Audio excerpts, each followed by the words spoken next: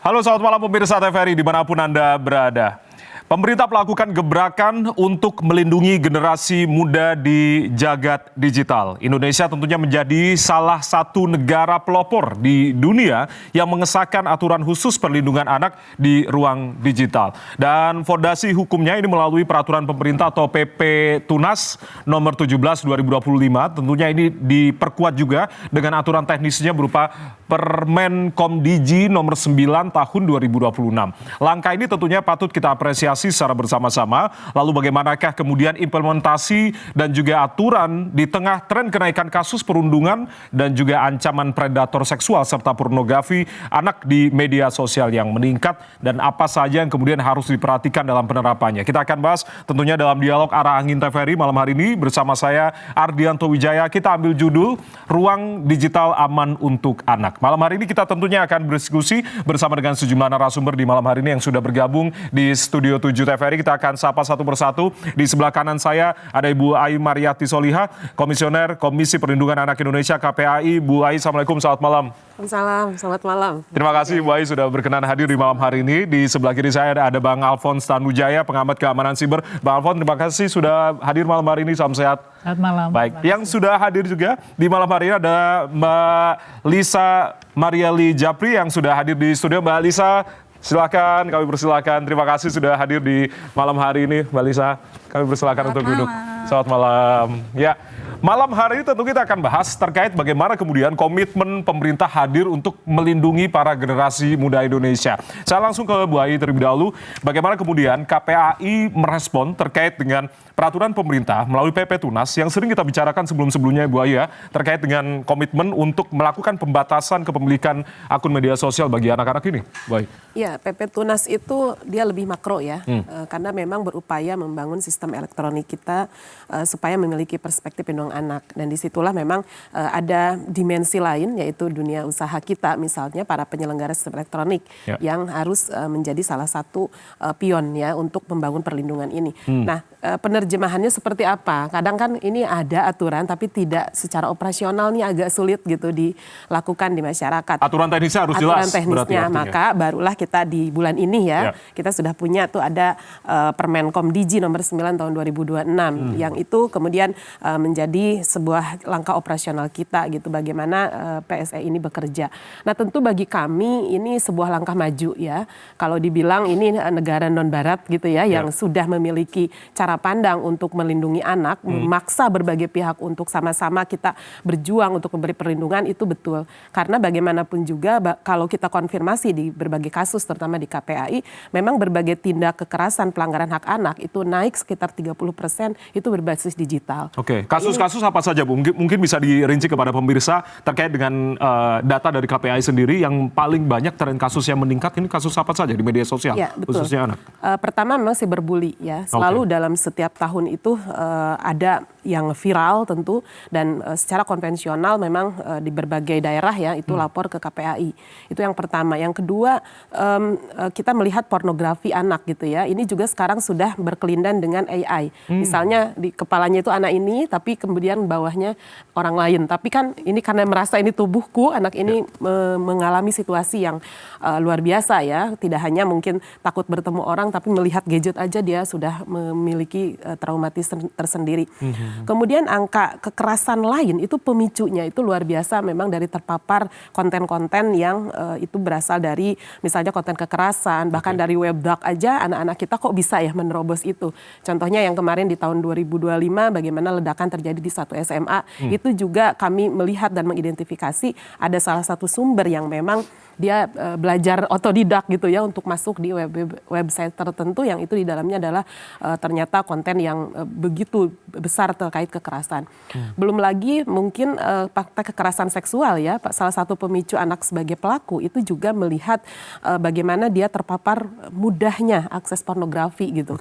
Bagaimana di situ ada adegan, ada potongan ya, ada konten dan lain sebagainya. Di sisi lain juga ternyata kita kasus-kasus yang menimpa anak-anak kita dalam konteks eksploitasi seksual ini juga tidak main-main ya, bukan hanya angka-angka mungkin kita ketemu di dalam tanda petik nih open BO gitu ternyata anak di dalamnya, tetapi dalam konteks bagaimana keuangan kita atau kita bisa lihat di PPATK laporannya itu juga menggunakan jasa digital untuk ternyata pembayaran eksploitasi seksual terhadap anak. Karena ternyata kan bukan hanya prostitusi, ada seksorsion di dalamnya ya, pemerasan untuk tujuan eksploitasi seks terhadap anak gitu.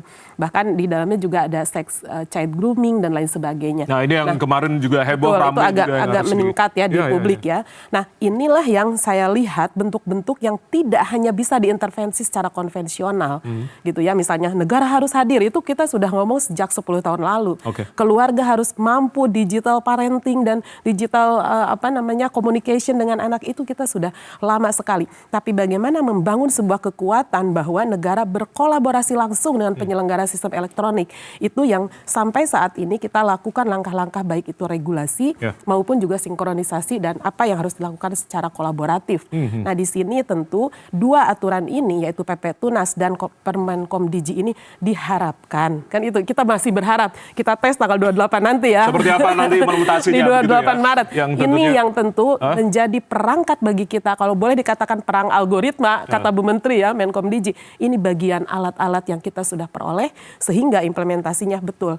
Mengharapkan komitmen bersama, lalu kita juga punya skill bersama dan perlindungan yang lebih optimal. Itu tentu yang saya lihat dari kasus-kasus yang kami terima, kemudian langkah yang sudah sampai detik ini kita lakukan. Artinya tadi yang sudah digarisbawahi Bu Aya adalah komitmen bersama. Tidak hanya pemerintah yang kemudian juga mengatur, tapi komitmen tidak hanya KPAI, tapi komitmen kita semua. Kita sebagai seorang orang tua, sebagai seorang saudara untuk melindungi saudara-saudara kita, generasi muda Indonesia yang kemudian nanti terutama penyelenggara sistem elektroniknya. Nah ini platform-platform ini yang kemudian juga harus berkomitmen. Saya langsung ke Mbak Liza. Mbak Liza, bagaimana kemudian Anda mengartikan aturan pemerintah yang begitu tegas sepertinya untuk melindungi anak-anak kita? Apakah kemudian dari sisi psikologi ini dianggap sebagai penundaan dulu, usia mereka mungkin belum siap untuk mengakses media sosial seiring berkembangnya era yang sangat luar biasa, atau seperti apa sebetulnya kalau Anda mengartikan? Iya, pertama saya ingin menyampaikan apresiasi kepada pemerintah gitu ya atas usaha dan tindakan yang sekarang ini sudah diambil. Tapi saya sepakat dengan KPAI, mari kita lihat pelaksanaannya setelah tanggal 28 Maret. Nah, pertanyaannya kenapa sih sampai perlu batas-batas seperti ini? Kenapa anak ada batasan umurnya? Karena memang sebelum 16 tahun mereka itu tidak punya kedewasaan emosi yang cukup untuk menghadapi dunia digital ini, gitu. Itu satu. Yang kedua, ada sistem adiksi, reward loop gitu kita bilangnya, yang memang cukup bisa membahayakan. Kita aja bisa berbahaya. Ini orang dewasa aja bisa doom scrolling loh, terus-terusan. Apalagi anak kecil. Adiksi ini tadi? Adiksi tadi. Jadi ada dopamin ketika kita mulai main dan kemudian kita scrolling, seneng, itu ada dopamin rilis yang keluar tuh. Ada rilis dopamin yang keluar, seneng. Oh ternyata daripada belajar mendingan scrolling seperti ini ya. Itu satu. Atau jangan-jangan platform juga membangun sistem itu? Memang membangun sistem seperti itu. Kan makanya kenapa ada sekarang short reel, short YouTube. Karena itu mencoba untuk menghook gitu, menarik gitu ya, sehingga dia terus-terusan harus scrolling gitu. Yang kemudian ini, oh ternyata lebih senang belajar, lebih seru ini daripada belajar ya. Itu satu.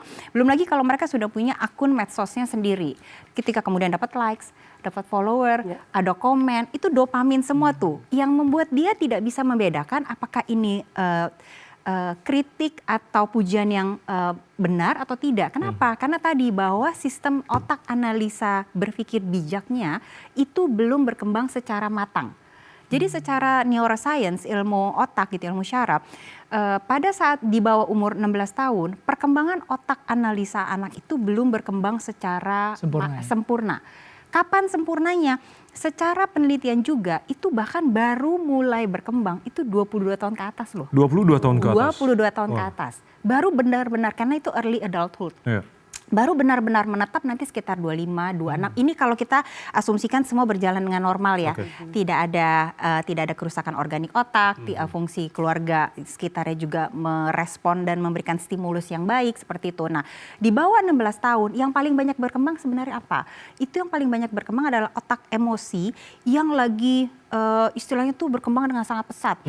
Tanpa bisa dikelola oleh otak analisa. Jadi dia seneng tapi dia tidak punya impuls kontrol impuls untuk menunda, ntar dulu ya, ada PR yang harus dikerjakan, nanti baru itu belum bisa. Jadi dia hanya ngikutin sekedar emosinya aja.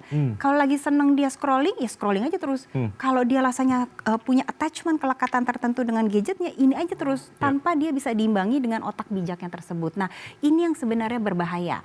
Kematangan emosi yang belum terbentuk itu juga, kemudian tadi sudah disampaikan, ada cyberbullying, ketangguhan dia, emosinya dia secara matang untuk menghadapi yang seperti itu tuh seperti apa, gitu. Nah, ini yang kita harus bantu, termasuk tentu saja literasi digital tersebut. Tidak hanya untuk anaknya, tapi juga untuk orang-orang sekitarnya yang mendampingi dia. Tapi jangan lupa, selain pakem-pakem undang-undang tersebut, selain dengan pemberian literasi digital, sebenarnya kalau buat saya yang terpenting adalah bagaimana kita berdiskusi dengan sang anak. Itu sangat penting ya Mbak ya, dibanding literasi. Kalau kita larang-larang terus, kalau hanya kita nyodorin dia literasi digital, tapi kemudian nggak ada apa sih sebenarnya nak yang kamu lihat di gadget tersebut, apa sih yang kamu pikirkan tentang itu? Kamu tahu nggak nak, ini ada ini seperti ini. Nah, itu tuh kayak tanaman itu lagi dipupuk dengan baik. Gitu kan, nggak mungkin kita sekedar beli tanaman, kita masukin pupuk yang baik, tapi udah terserah tumbuh sendiri, kan nggak mungkin. Gitu. Nah, tapi menarik Mbak Lisa, artinya kan khawatir nih kebijakan ini jangan-jangan nanti memicu efek buah terlarang. Semakin sesuatu dilarang, semakin bikin anak-anak penasaran. Betul, karena gini, otak berpikir anak adalah makin dilarang makin jadi. Kita liatin anak kecil deh. Kalau kita bilang sama anak kecil, nak jangan pegang colokan ya. Yang ada biasanya dia mikir, emang kalau pegang colokan apa yang terjadi? Nah, dia malah makin coba-coba. Apalagi kalau tidak ada diskusi itu. Nah, kendalanya biasanya adalah kita pihak keluarga atau sekolah atau orang dewasa di sekitar anak tersebut yang sulit berkomunikasi atau diskusi dengan anak. Kenapa? Karena pertama mungkin kita tidak terbiasa. Yang kedua kita kayak nggak tahu caranya. Yang ketiga kita sibuk sendiri. Padahal mungkin sesekali kita perlu bicara sama dia tentang mungkin seksualitas, tentang cyberbullying itu tersendiri, tentang kata-kata tertentu yang kuping kita sendiri aja dengarnya panas, tapi kita harus bahas tuh dengan sang anak. Hal-hal yang tabu itulah yang kemudian hal-hal yang harus tabu, dibuka. yang kita bilang kalau di psikologi itu hard conversation. Gitu, yang itu mau nggak mau harus dibahas tentunya dengan bahasa dia, gitu, tidak sebrutal itu, tidak sebuka-bukaan itu, tapi tetap harus disampaikan. Dan kalau kita berbicara, karena kenapa? Karena buat saya melarang tapi mendidik itu dua hal yang berbeda. Bedanya apa tuh? Ya bedanya kalau kita hanya melarang, tapi anaknya tidak dapat konsepnya. Kenapa aku tidak boleh itu? Kalau mendidik, kita memang memberikan batasan, tapi kita ngajarin dia untuk dapat maknanya kenapa itu tidak boleh. Itu dua hal yang berbeda. Ngasih pengertian lah ya. Ngasih pengertian. Dan sekarang kalau kita melarang medsos saja, ada pakem-pakem usia. Bagaimana dengan WhatsApp grup anak? Itu dia. Kan kalau hanya sekedar larang medsos, ada lagi. Ini banyak nih bolong-bolongnya. Banyak celahnya yang kemudian juga bisa dimanfaatkan. Yang ternyata mungkin mereka, kan kalau kita berbicara cyberbullying, tidak hanya di area media sosial, bisa saja di WhatsApp grup anak. Gitu. Nah, pemahaman bagaimana orang dewasa di sekitar anak itu yang mendampingi anak itu untuk punya pada akhirnya kematangan emosi yang cukup, kematangan sosial, kemudian adalah ketangguhan menghadapi hal-hal seperti itu di dunia di luar sana. Baik, ini menarik yang kemudian nanti kita akan bahas lagi, perdalam lagi. Bang Alphonse, artinya seperti yang tadi Bu Ai katakan, Mbak Lisa katakan, harusnya ini aturan teknisnya diperketat lagi untuk implementasi agar lebih bagus. Jangan-jangan celahnya masih banyak nih. Jangan-jangan anak-anak nanti bisa memakai VPN atau segala macam. Telegram yang kemudian juga masih aksesnya luar biasa. Apa yang kemudian juga harus diperketat lagi untuk kemudian bisa memaksimalkan secara ketat terkait dengan aturan digital untuk anak ini? Dari pendekatannya Mbak Lisa itu udah benar. Jadi anak itu perlu diberikan pengertian. Jadi kalau misalnya kita larang, kita harus realistis. Anak sekarang lahir di generasi tahun 2000, itu lebih pinter dia atau lebih pinter kita untuk ngurus gadget? Nah, lebih pinter dia. Lah terus kita mau ngelarang dia, pengen batasin dia. Ya ntar dulu gitu loh. Misalnya kita bisa batasi di rumah, nanti di sekolah dia sama temennya dia juga bisa lihat gitu loh. Dia sama yang tadi dikatakan mau pakai VPN, mau pakai proxy atau apa. Nah yang paling penting memang sebenarnya diberikan pengertian, itu poin pertama. Ini poin kedua yang menarik adalah dengan adanya PP Tunas ini sebenarnya pemerintah membantu orang tua untuk tidak jadi orang jahat. Jadi kan memang anak itu kalau dipaparkan dengan konten media sosial yang ada sekarang, anak di bawah umur, itu banyak konten-konten yang berbahaya. Konten yang seksualitas, konten radikal, lalu konten penipuan dan segala macam. Nah, kalau misalnya dibatasi, lalu mereka, loh kenapa mama batasi? Aku kalau ke sekolah temenku boleh tuh gitu, ini boleh tuh, terus gimana gitu? Terus kita nggak bisa main polisi dengan pencuri dengan dia gitu loh. Nah dengan adanya ketentuan pemerintah ini, anaknya mau ke sekolah, mau ke tempat les, mau kemana emang nggak boleh kok. Nah jadi secara tidak langsung pemerintah ini membantu orang tua untuk tidak jadi orang jahat. Tetapi bantuan ini hanya 15-20% dari peran yang sebenarnya. Jadi orang tua itu tetap memiliki peran paling sentral dalam mendidik anak. Dan didukung oleh sekolah. Jadi pemerintah, orang tua didukung oleh sekolah. Lalu pemerintah mengatur PSE. PSE ini dia nggak bakal mau diatur.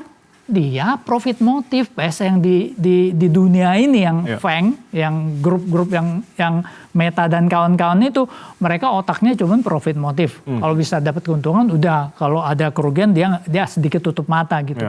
Nah disinilah peran pemerintah untuk menekan PSE ini supaya tolong dong lu tertibkan gitu. Terus ada juga fakta bahwa sebenarnya sebelum ini sudah ada dua kubu. Kubu yang konservatif dan kubu yang agak demokratis. Sebelum terjadi hari ini ya, kita lihat di Cina itu kubu konservatif. Mereka membatasi, mengawasi semua, ya kan. Lalu ada kubu negara barat yang enggak, anak kalau gua kasih tanggung jawab mereka bisa gitu. Tapi sering berjalannya waktu mereka lihat dari lembaga pendidikan di Australia, di Perancis, mereka lihat bahwa kalau dibebasin nggak bisa. Yang Bali saya bilang ini bener. Anak di bawah 16 tahun belum ngerti gitu. Nah maka pelan-pelan mereka tuh Australia yang keluarin aturan. Di bawah 16 tahun lu harus batasin. Perancis mulai, Uni Eropa mulai, Kanada bentar lagi ikut. Nah ini saya salut dari sisi aturan ya. Kita Indonesia merupakan salah satu negara non-barat yang membatasi itu. Jadi saya benar-benar berharap dan kita secara makro kita lihat bahwa kita tuh punya satu bonus demografi. Jadi banyak anak-anak yang usia muda yang kira-kira 10-20 tahun lagi kita akan serahkan ke mereka. Kalau hari ini mereka terpaparnya konten-konten pornografi, radikal, konten-konten yang cuma tahu selonjor dapat duit nggak usah kerja gitu. Nanti 20 tahun lagi Indonesia mau jadi apa? Gitu. Jadi itu yang kita apresiasi. Tapi memang kita mau lihat nanti akhir bulan ini seperti apa artinya ya tentunya. Tapi ya Bang Alfon, ini kan bicara tetangga-tetangga kita seperti halnya Australia yang juga telah menerapkan ini begitu. Melihat juga negara-negara di Eropa yang juga akan menyusul tapi juga ada yang sudah menerapkan. Artinya belajar dari beberapa negara dengan yang sudah menerapkan aturan yang sama atau regulasi yang sama, apa yang kemudian harus kita pelajari secara bersama-sama untuk agar penerapannya nanti bisa dibilang ya kita harapkan tentunya ini optimisme ya untuk aturan ini kita apresiasi secara bersama-sama. Kalau saya bilang ini timing yang tepat. Timing yang tepat sekarang. Karena begini, andaikan ya Indonesia menerapkan sendiri, nggak ada Australia, nggak ada Perancis, yang nggak ada Uni Eropa, terus nanti wah pasti akan berkutat tuh sama PSE-nya. Wah ini sulit nih secara teknis nggak bisa. Terus nanti dia pakai pemerintahnya juga neken balik, terus segala macam kita nggak gampang gitu. Tapi karena ini timingnya tepat saya bilang, Australia udah ada, dari Uni Eropa udah ada, terus dibilang ini susah teknologi kita nggak bisa batasin, ya, lu pakai aja sekarang Australia, dipaksa bisa kok. Mereka bisa pakai biometrik, pakai teknologinya PSE-nya yang cari. Jangan suruh pemerintah yang cari, PSE yang tentuin gimana cara menentukan bahwa anak di bawah 16 tahun itu lu pokoknya apa face recognition, apa pakai biometrik, pakai apa, pokoknya timingnya tepat. Kenapa? Karena Australia udah ada tinggal copy, lu udah bikin kan, pakai aja yang Australia punya. Di Perancis pakai aja, jadi lu nggak usah invest lagi. Nah, untuk mengikuti kemauan dari banyak negara itu, dia perlu invest sekali memang untuk mengidentifikasi anak itu. Yaitu memang tugasnya PSE. Dan jadi platform ini tanggung jawabnya sangat luar biasa artinya. Betul, karena mereka yang dapatkan segala keuntungan. Semua keuntungan mereka dapatkan gitu loh.